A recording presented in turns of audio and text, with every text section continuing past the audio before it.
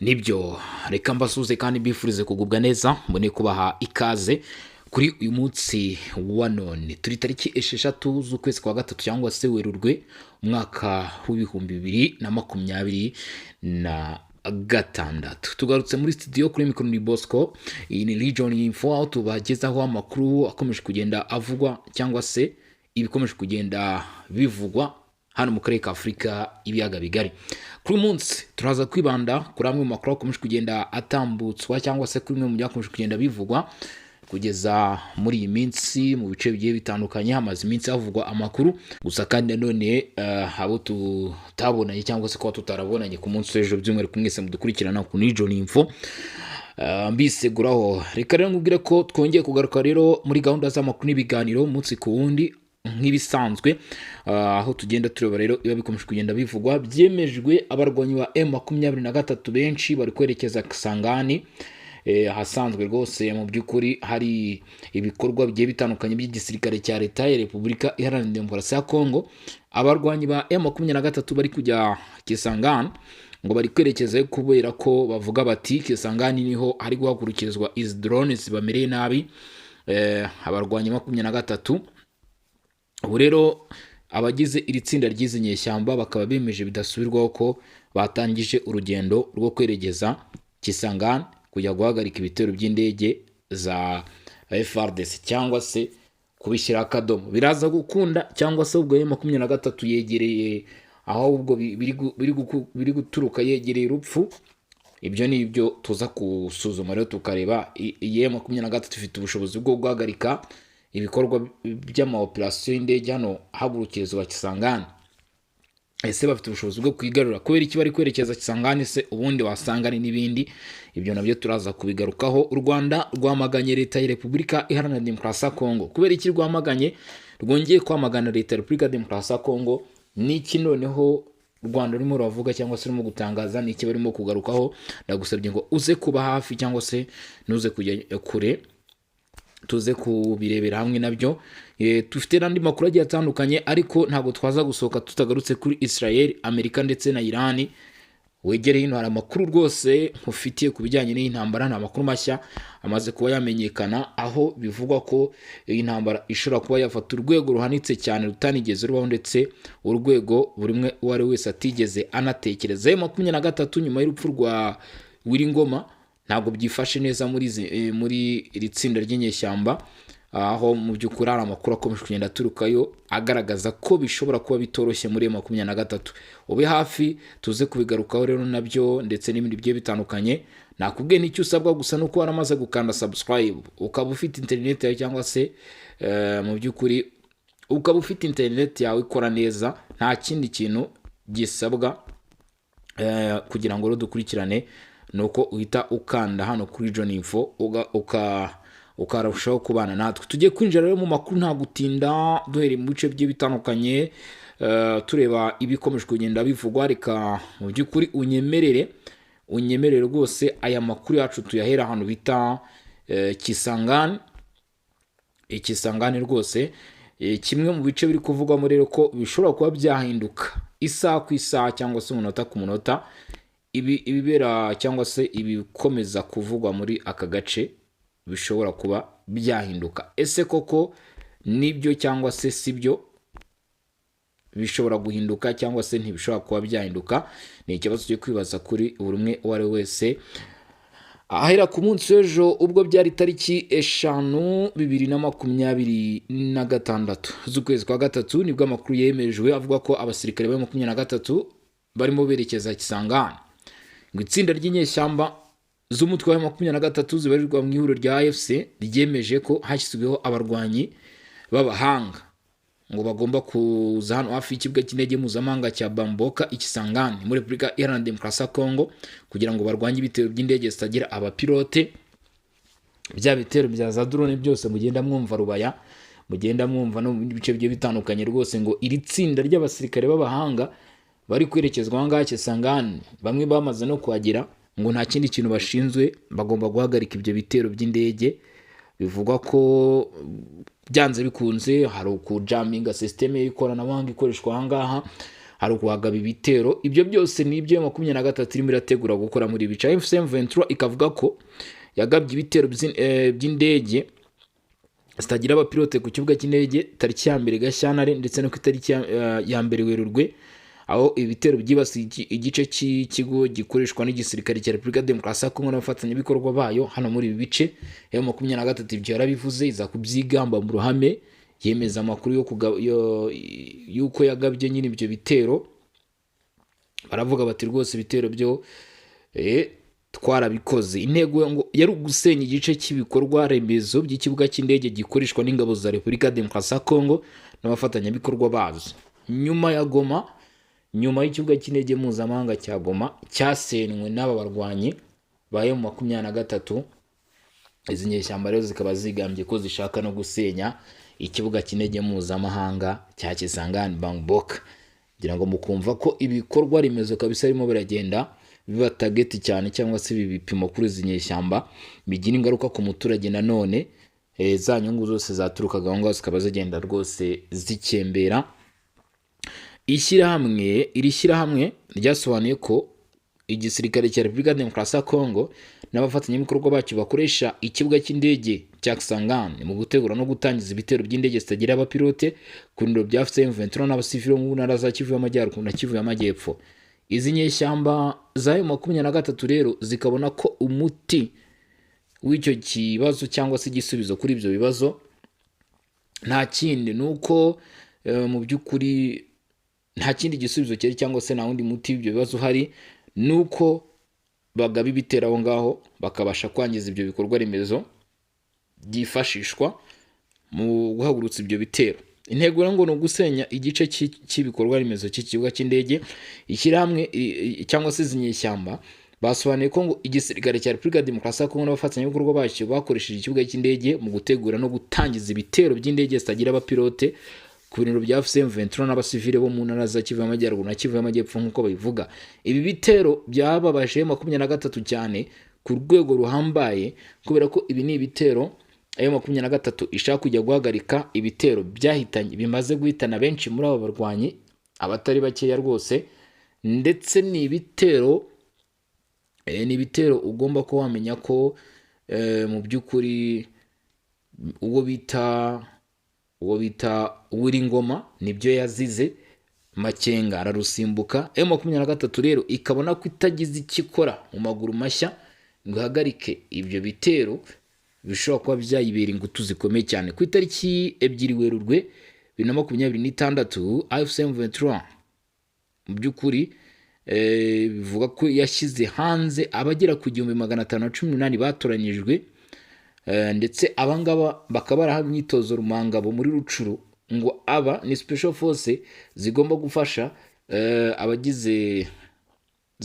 izi nyeshyamba guhagarika ibikorwa bya Kisangani. Yannick Chisola, umuyobozi mukuru w'ingabo za AFC M23, avuga ko ngo aba barwanyi bashya bazagira uruhare mu butumwa bw'ejo hazaza nk'uko byagaragaye mu bikorwa baherutse gutangaza, dore ko ngo aba ni bamwe mu bateguye cyangwa se mu bashyizwe hanze bagomba guhita boherezwa ahantu bita Kisangani kugira ngo bajye gukurikirana iby'ibi bitero byanga ku kibuga cy'indege cya Kisangani. M23 ikabona ko cyangwa se ikaba yatoye umwanzuro wo guhagarika ibyo bikorwa byanga ku kibuga cy'indege cya Kisangani.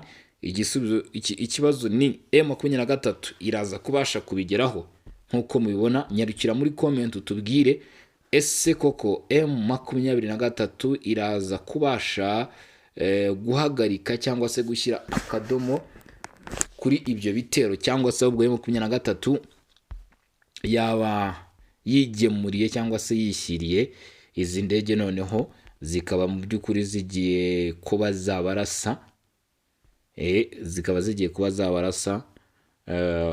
bihabanye n'ibyo twagiye tubona cyangwa se n'amakuru mwagiye mwumva, noneho bakaba babikora babegereye. Icyo ni ikibazo cyo kwibaza, niba ngo hari byinshi biza kubaho, gusa ibyo byose tukaba tuza kubimenya ukuri kwabyo cyangwa se ikibyihishe inyuma, uko iminota iza kugenda yisunika cyangwa se uko amasaha aza kugenda yisunika, bitewe n'uko n'amakuru aza kugenda amenyekana rero ku bijyanye n'aya makuru, nk'uko amakuru aturuka muri bice agenda bigaragaza cyangwa se mu by'ukuri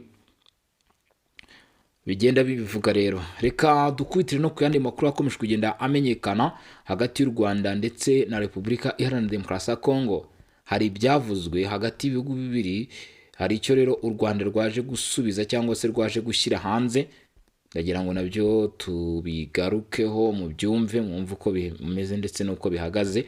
U Rwanda ngo rwamaganye leta ya Repubulika Iharanira Demokarasi ya Kongo ku mugaragaro, isi yose ireba izuba riva, bati rwose turabamaganye. Kubera iki? Ni imbere y'akanama k'umuryango w'abibumbye gashinzwe uburenganzira bw'ikiremwamuntu. Nibwo rero u Rwanda rwamaganye ubutegetsi bwa Repubulika ya Demokarasi ya Kongo bwarushinjije gusubiza inyuma umuco w'amahoro mu karere k'ibiyaga bigari, ndetse nyine no kuba igicumbi cy'ibibazo mu byaba bisakara mu karere kose. Umujyanama wa mbere muri ambasade y'u Rwanda mu Busuwisi no mu mashami ya Loni ari Geneve, Edmond Tubanambazi, nibwo yagaragaje ko bitandukanye n'ibivugwa nabo mu butegetsi bwa Repubulika Iharanira Demokarasi ya Kongo, amahoro ari imwe mu nkingi u Rwanda rwubakiyeho mu myaka irenga 30 ishize. Ngo si ubu gusa, mu Rwanda iyo niyo nkingi cyangwa se nicyo kintu u Rwanda rwagiye rwubakira no mu minsi yashize. Agira ati u Rwanda rumaze imyaka 32 rwongeye kubaka igihugu cyari cyarasenywe burundu na jenoside yakorewe Abatutsi mu 1994, rwumva ingaruka zikomeye z'urwango, amacakuri n'intambara. Niyo mpamvu u Rwanda rwashyize ubumwe, ubwiyunge n'umuco w'amahoro imbere muri gahunda yo kongera kubaka igihugu. Tubanambazi yagaragaje ko leta ya Repubulika Iharanira Demokarasi ya Kongo ari ibangamiye amahoro mu karere, kuko ikomeje guha indaro umutwe w'iterabwoba wa FDLR washinzwe n'abagize uruhare muri jenoside yakorewe Abatutsi mu 1994, ikanakorana nawo aho kuwusenya. Ati aho kubahiriza inshingano yo gusenya FDLR, FARDC yahaye intwaro abarwanyi ba FDLR, ikorana nabo, ibinjiza muri FARDC no mu mitwe bakorana.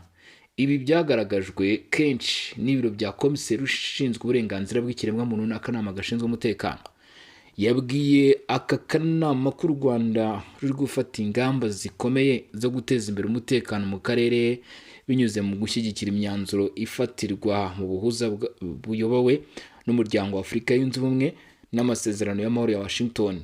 Tubanambazi avuga ko umuco w'amahoro usaba kubahiriza inshingano, kubaza inshingano no kwima urubuga imitwe yitwaje intwaro ikwirakwiza urwango, ikanakora ubugizi bwa nabi. Uyu rero Tubanambazi Edmond akaba avuga ko ashingiye kuri ibyo Repubulika Iharanira Demokarasi ya Kongo itakabaye rwose yifata ngo ishinje cyangwa se igire ibyo ivuga ku Rwanda ko ari rwo ntandaro y'ibibazo bihari uyu munsi, rwose muri aka karere ka Afurika y'ibiyaga bigari.